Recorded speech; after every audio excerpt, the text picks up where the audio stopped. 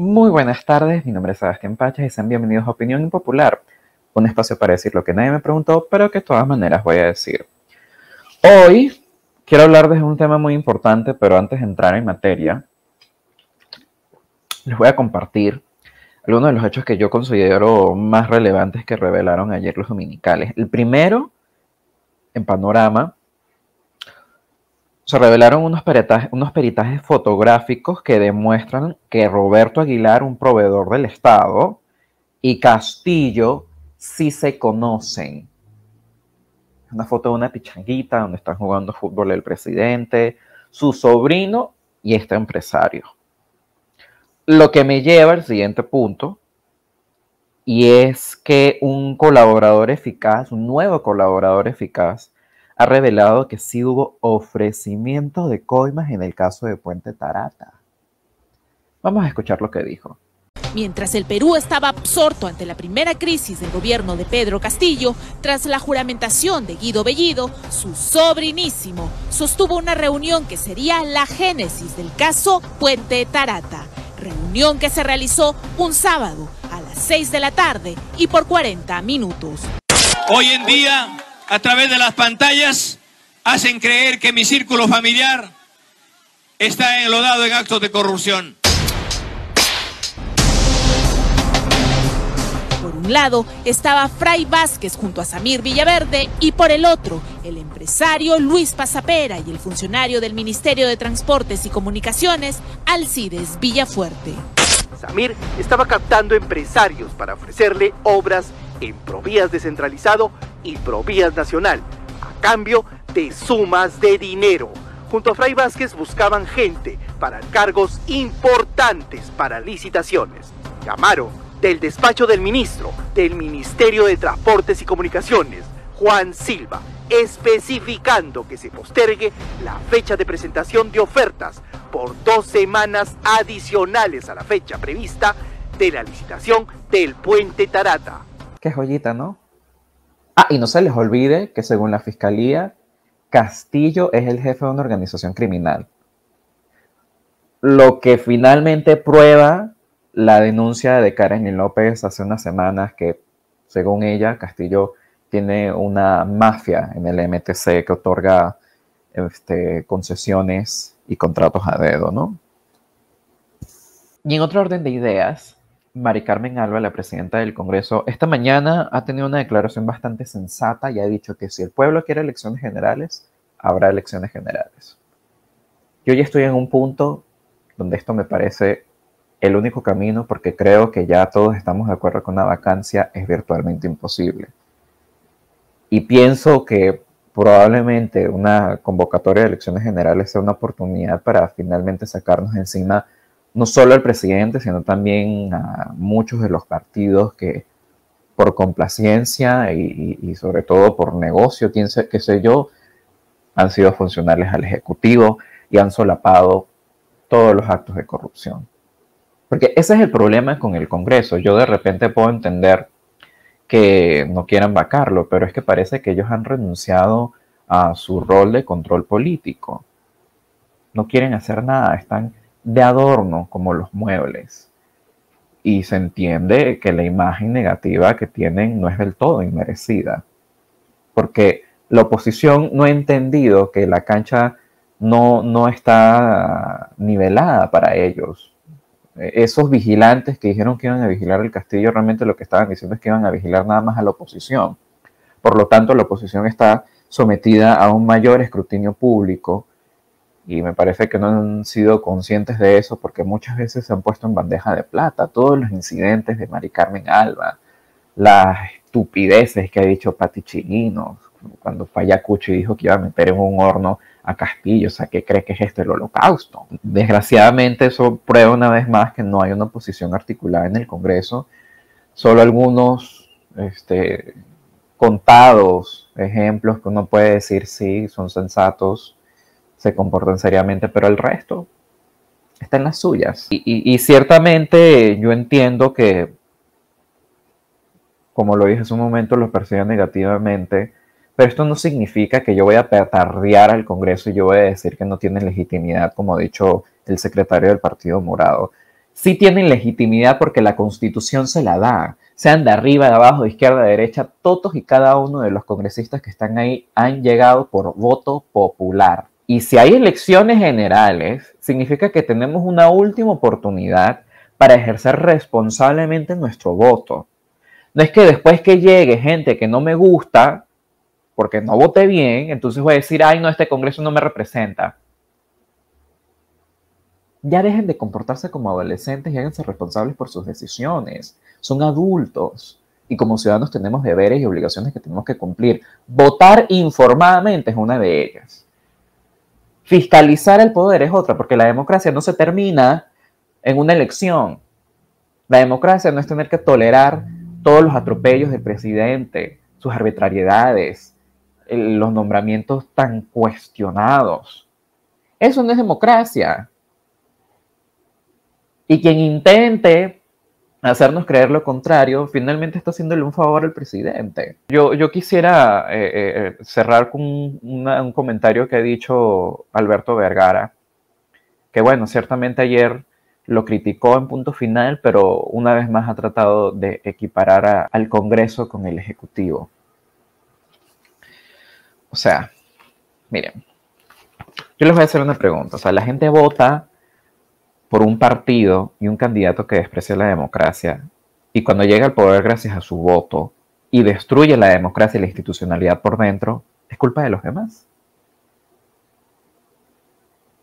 Pero bueno, en otro orden de ideas, yo quiero contarles sobre un trabajo que fue el que básicamente me inició en todo este mundo de las redes sociales y la política, si se le puede decir. Y es sobre un informe que escribí el año pasado sobre la expansión del chavismo en Latinoamérica y cuál habría sido el rol que tuvo el expresidente Ollanta Humala y su esposa Nadine Heredia como la ex candidata presidencial Verónica Mendoza en este proceso. Hoy las declaraciones del Pollo Carvajal me dan la razón. ¿Pero quién es el Pollo? Hugo, el Pollo Carvajal, fue director de inteligencia, diputado y hombre de confianza de Hugo Chávez. Su relación se remonta a 1992, cuando intentaron derrocar el gobierno del entonces presidente Carlos Andrés Pérez. En el año 2019 rompió públicamente con el régimen de Nicolás Maduro y reconoció a Juan Guaidó como presidente interino de Venezuela.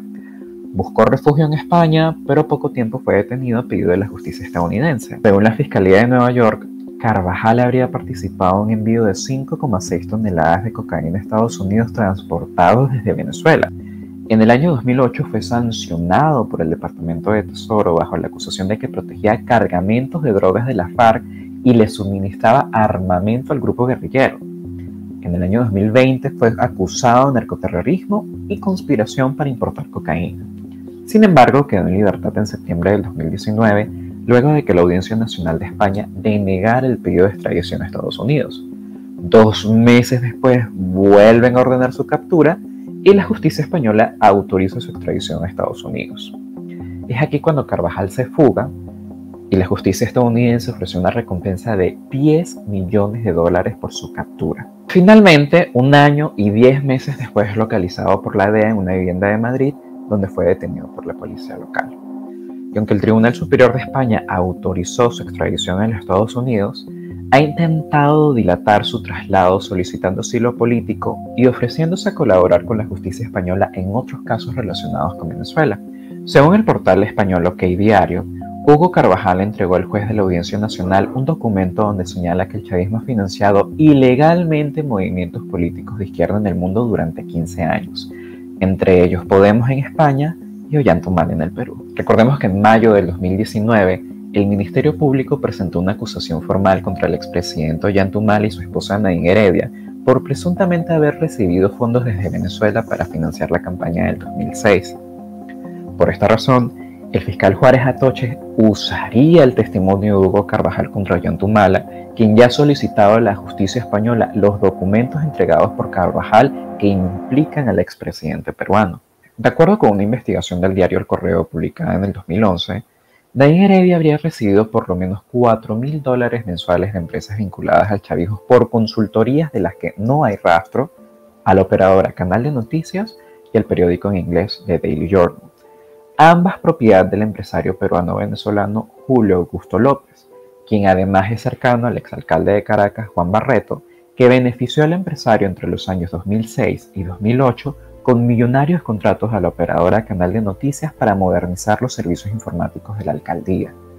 Según un reportaje publicado en el 2010 por el diario El Universal, Canal de Noticias sería la misma empresa que contrató a la ex primera dama por consultorías entre los años 2007 y 2009 por un monto total que asciende casi a los $100.000. Lo más llamativo es que, de acuerdo a los documentos donde se consignan los pagos a favor de la empresa, uno de ellos es una orden de pago fechada el 22 de septiembre del 2007, precisamente unos días después de que Nadine Heredia comenzara a realizar las supuestas consultorías para la empresa. No sería la primera vez que se investigan sus vínculos con empresas relacionadas al chavismo. En el año 2019, Diario Correo también publicó una investigación sobre los ingresos que recibía desde Venezuela. Tiempo más tarde se filtró un cable diplomático de la Embajada de Estados Unidos en Lima, donde hablan de los vínculos entre el Nadine Heredia y Venezuela a través de una ONG llamada PRODIN y la Fundación Española CEPS.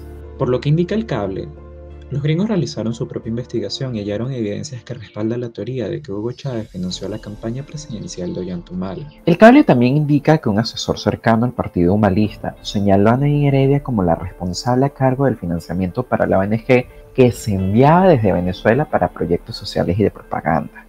Inicialmente, Nadine Heredia figuraba en la página web de PRODIN como parte de su personal, donde tenía el cargo de comunicadora social en el área de cooperación técnica para el desarrollo.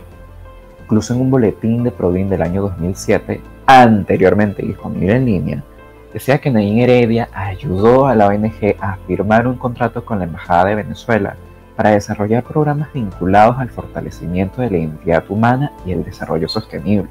Sin embargo, después de que la prensa revelara los indicios sobre el supuesto financiamiento chavista, la página fue eliminada. Pero hay un pequeño detalle. PRODIN fue fundada en enero del 2007.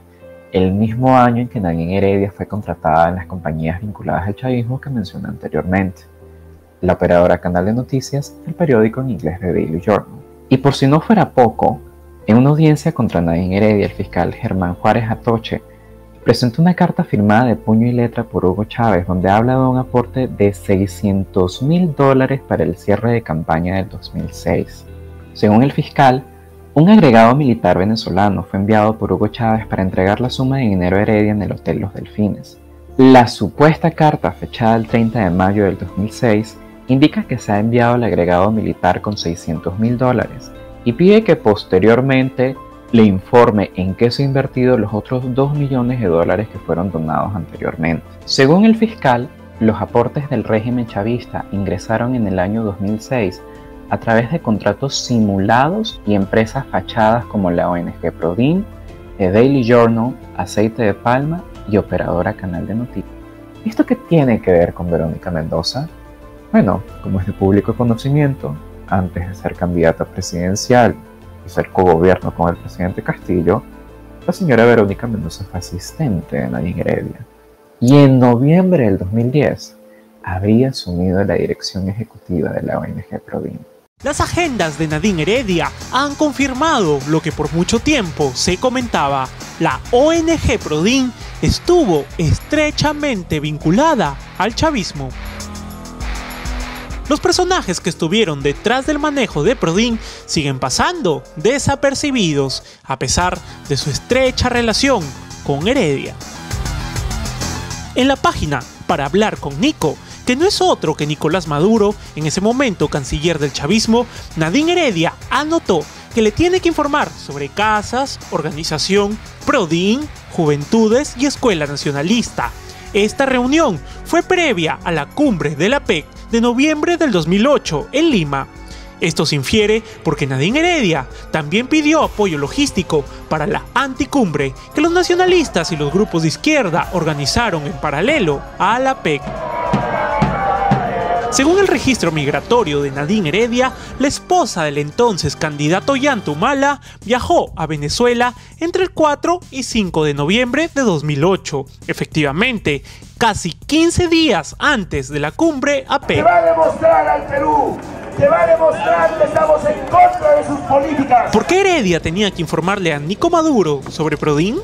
Prodin fue constituida en enero de 2007 ante los registros públicos. La primera presidenta de la ONG fue Maribel Vela, exsecretaria de Comunicaciones del Partido Nacionalista.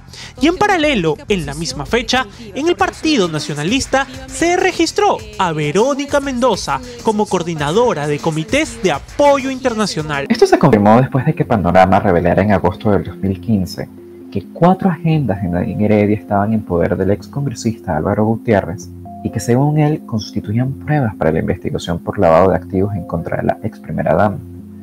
Estas agendas finalmente probaron la teoría sobre los vínculos entre la ONG Prodin y el chavismo, ya que en la página 53 dice para hablar con Nico sobre Prodin y otros asuntos que discutiría Nadine Heredia con el entonces canciller de Venezuela, Nicolás Maduro. En esa libreta también aparece el nombre y los números de teléfonos de Freddy Bernal, entonces alcalde del municipio Libertador y presidente de la Asociación Bolivariana de Alcaldes de Venezuela, misma organización que presuntamente financió las actividades de la ONG Prodin. Asimismo, según el testimonio de William Chávez, un peruano residente en Venezuela que fue miembro del Partido Nacionalista desde el 2005, Verónica Mendoza habría visitado varias veces Venezuela acompañando a Nadine Heredia. Sería muy interesante preguntar pues a la congresista Verónica Mendoza, porque ella sabe mucho, ella ha viajado mucho, en muchas ocasiones aquí a Venezuela, y ella era la asistente privada de Nadine Heredia. Lo que coincide además con el testimonio de Luis Reigada, quien fue embajador de Perú en Venezuela y además entregó a la prensa una copia de unos correos donde se revelan las coordinaciones que realizó Verónica Mendoza en el 2007 a través de la cuenta pnp_kai@yahoo.com. Y ella tuvo un rol absolutamente principal al lado de la señora Heredia. Negar eso me pareció infantil. Este correo es del martes 26 de junio del 2007. Ha sido enviado de la cuenta pnp_kai@yahoo.com. Esta cuenta ha sido manejada por Verónica Mendoza. Ella dice: estimado Luis, recibimos tu informe con las fotos y la copia de la tarjeta de la diputada Madrid. Efectivamente, estuvimos en la Embajada de Venezuela. Estuvimos. Ella habla de ella, que fue acompañada con Nadine Heredia. Por esos días planeaban un viaje. ¿Cuántas veces visitó Verónica Mendoza con Nadine Heredia? ¿Cuántas veces visitaron Venezuela? Que yo recuerde 2. 2 veces. Sí, me parece que fue en abril y la siguiente... Abril del 2007. Del 2007, la siguiente podría haber sido en julio. Julio del 2007, más o menos en concordancia después de con este correo. Sí. Las declaraciones de Reigada y William Chávez también coinciden con los movimientos migratorios de la ex primera dama y la ex congresista Verónica Mendoza, donde se registran los viajes que realizaron en el mes de abril y julio del 2007.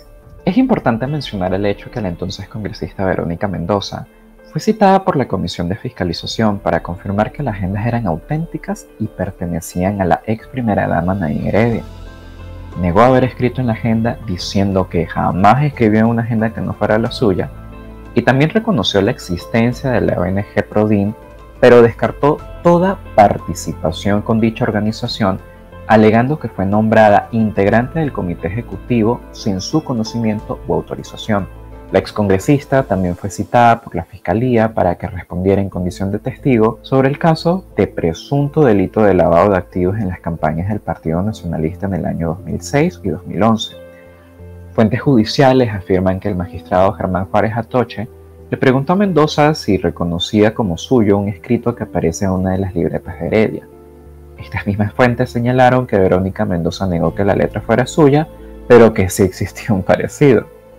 Además, habría señalado que los 2 viajes que hizo a Venezuela en representación de la ONG fueron con fines políticos y que en ellos no trató sobre la financiación del partido.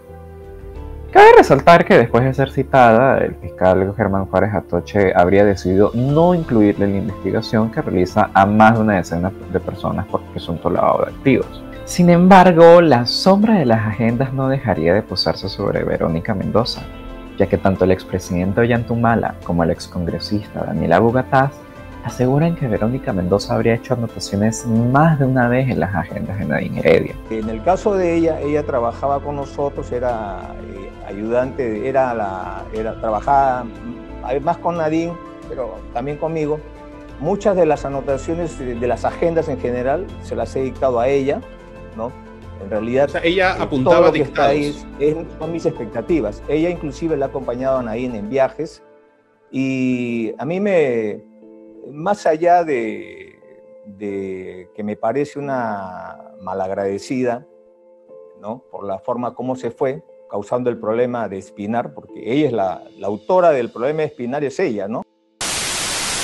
¿Qué le diría? ¿Qué le diría a la candidata Verónica Mendoza, por ejemplo? Verónica, sería bueno que digas la verdad. Si alguien quiere ser presidente de la República, no puede haber pasado traicionando al Partido Nacionalista, traicionando al partido en el cual estás el día de hoy. Eso no es bueno para el país. Yo creo que el político debe ser una persona honesta, transparente y decir la verdad, sobre todo, Verónica. Candidato, ¿por qué le dice eso a la candidata Mendoza? Bueno, traicionó a nuestro partido, Partido Nacionalista en el momento, y ahora ha traicionado al señor Simón. O sea, esa es su práctica, así es como ha llegado donde ha llegado, traición tras traición. Usted en algún momento dijo que la vio escribiendo en las agendas de doña Nadine Heredia. ¿Eso definitivamente, fue verdad o no? Yo lo ratifico, no solamente una vez, la habré visto 15 veces. Ella era la asistente de Nadine, o sea, ella escribía lo que Nadine le decía o lo que Ollanta le decía. Esta no sería la única prueba de los nexos chavistas que tendrían Nadine Heredia y Verónica Mendoza. Recordemos el cable diplomático filtrado por Wikileaks, donde también hablan sobre los vínculos de Nadine Heredia y Venezuela a través de Prodin y la Fundación Española CEPS. La Fundación CEPS es una organización que recibió $7,1 millones por prestar servicios de asesoramiento al régimen venezolano, cuando Pablo Iglesias, Juan Carlos Monedero, Íñigo Errejón y Jorge Bestringe formaron parte de la mesa directiva. En el año 2016, la prensa española reveló unos documentos autentificados en su momento por la UDEF y el propio exministro de Finanzas de Hugo Chávez, Rafael Icea, donde se consignan los pagos a favor de la fundación para propiciar cambios políticos aún más afines al gobierno bolivariano. Esto se confirmó después de que el Pollo Carvajal, el ex jefe de inteligencia venezolano, entregara a la justicia española en octubre del año pasado los contratos originales de los pagos que recibió Pablo Iglesias y Juan Carlos Monederos por asesorar al régimen chavista. Incluso figura un documento firmado de puño y letra por Hugo Chávez en el 2008, en el que ordenaba desembolsar $6,7 millones a la Fundación CEPS. El documento también cita a Iglesias, Bestringe y Monedero como aliados naturales de la revolución bolivariana. De acuerdo con los documentos, Chávez ordenó pagar a la Fundación CEPS $2.492.557 en el año 2008 y otros $4.273.300 entre los años 2009 y 2011 por conceptos de asesorías de los que fueron beneficiarios directos Pablo Iglesias, Juan Carlos Monedero y Jorge Bestringe. El chavismo no es una dictadura convencional. Es un estado mafioso que utiliza dinero sucio para comprarse aliados en el extranjero, y Podemos no fue la excepción. Según el periodista Orlando Avendaño, el Pollo Carvajal coordinó una operación para financiar con narcotráfico a Podemos y las operaciones de Zapatero, el expresidente español. Como saben, Carvajal fue director de inteligencia entre los años 2004 y 2014. Zapatero fue presidente entre los años 2004 y 2011. En ese entonces, Carvajal tuvo como enlace al comisario Florencio San Agapito del Cuerpo Nacional de la Policía. Según el periodista, San Agapito y Carvajal lograron tejer una red que encubría rutas de narcotráfico que salían desde el estado Sucre en Venezuela y llegaban hasta Galicia en España. Recordemos que en Venezuela opera el Cartel de los Soles, una organización criminal conformada principalmente por el gobierno venezolano y altos mandos de las Fuerzas Armadas que tienen como líder a Nicolás Maduro. Incluso en marzo del 2020, el fiscal general de Estados Unidos, William Barr, acusó formalmente a Nicolás Maduro de narcotráfico y ofreció una recompensa de $15 millones por su captura. Por si no fuera poco, el Pollo Carvajal también reveló a la justicia española que el régimen chavista enviaba dinero en efectivo a Podemos a través de valijas diplomáticas para financiar ilegalmente el partido de extrema izquierda en España. Según Carvajal, Juan Carlos Monedero era el encargado de recibir el dinero.